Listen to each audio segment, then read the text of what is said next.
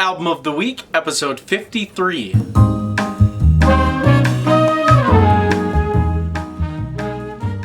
Hey guys, this week we're taking a look at British Brass Works, a historical sound document of the New York Brass Quintet. Now this is not a new CD, but I mean, I guess it is a new CD. It's an old recording though, put out for the 2019-2020 ITG Journal, which is the International Trumpet Guild Journal. If you are a trumpet player and you are not part of the International Trumpet Guild, I highly recommend it. If you're a student, it's much cheaper too. Totally worth it. You get journals, you get a CD once a year. It's great. And when I received this, I'll be honest, I was very disappointed because this is it. CD, this. But then you look down here, it says biographical material and musical notes are found at www.trumpetguild.org, which you can find too if it's still within the past year or so. I'll link the Trumpet Guild website below, as well as the store. You can find this on there, along with a lot of other great albums. I've done a few. I'm going to do a few more from ITG. So I went there, and man, I do wish I was all a part of this, because this was kind of a pain, but I printed off. There's 10 pages of information on this. This is so cool, like, honestly. But anyways, on this album we have the Malcolm Arnold Quintet, which is track of the week. I'll just say that right away. That's a staple of brass quintet repertoire, so super cool to hear that. It was also written for the New York Brass Quintet as well, so it's cool to hear what inspired that work. Anyways, moving on, we've got the Ritornello 2, Opus 100 next up, and that's by Hodinot, Ellen Hodinot. Never heard of that one before. Next we've got Commedia 4 by Richard Bennett. And then we have Brass Quintet by Jack Atherton. Now, I had never heard of it, literally any of these, other than the Malcolm Arnold, excuse me. And then next up we've got Variations for Brass Quintet by Elgar Howarth. And then Brass Quintet by Edward Gregson. So on this historic recording, we have on trumpet Robert Nagel, Nagel, and Alan Dean. On horn we have Paul Ingram, excuse me. Trombone we have John Swallow, and tuba we have Thompson Hanks. So all information in here. There is so much information in here.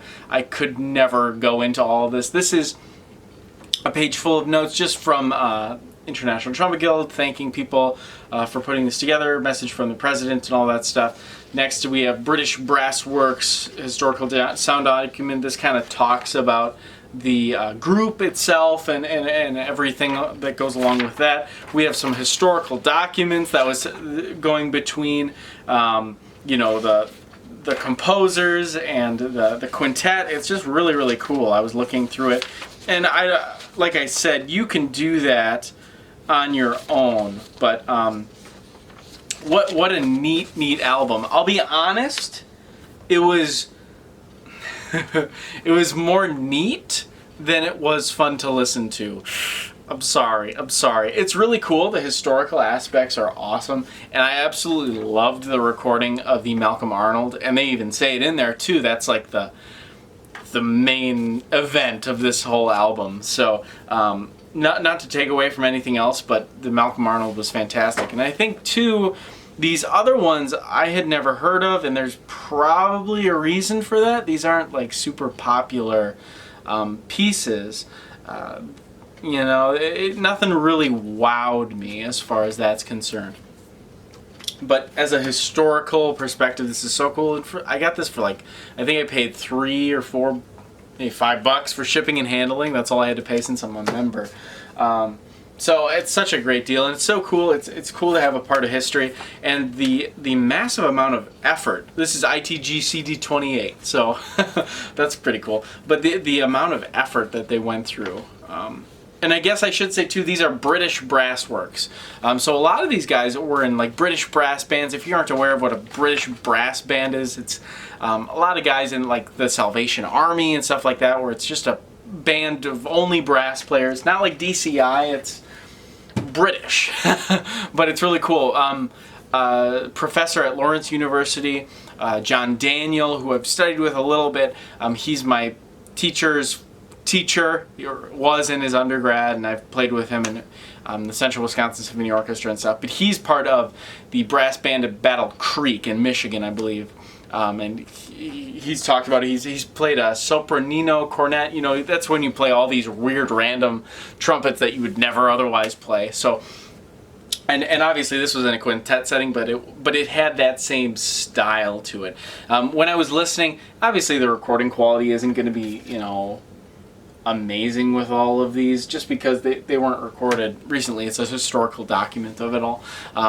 But the articulation was very, very precise and a lot different than what you hear in today's brass playing, I would say. It's much more, I don't know if that's 100% true. It's not as brassy, as big, you know. It's more refined, I guess, which I guess you could argue it's more refined today too, but it has a different sound concept.